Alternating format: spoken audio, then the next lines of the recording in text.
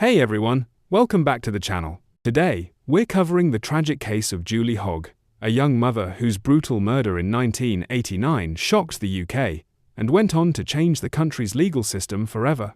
Who was she? What happened? And where is she now? Let's break it all down. Julie Hogg was a two-year-old mother from Billingham, England. Known for her kind heart and love for her son, she was described as fun-loving, caring, and hard-working. She had her whole life ahead of her, but in November 1989, everything was tragically cut short. On the night of the 16th of November, 1989, Julie vanished after a night out. Friends and family quickly grew concerned when she didn't return home.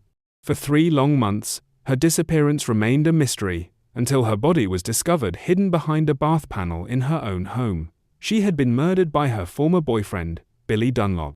Dunlop stood trial twice for Julie's murder, but both trials ended without a conviction. Protected by the UK's double jeopardy law, he could not be tried again, even though he later admitted to the killing. Julie's mother, Anne Ming, refused to give up. She fought tirelessly to have the law changed, and after years of campaigning, the double jeopardy rule was overturned in 2005. Where is Julie Hogg now? Julie Hogg sadly passed away in 1989, but her legacy lives on. She is remembered not only as a loving mother and daughter, but also as the woman whose case helped change British law forever.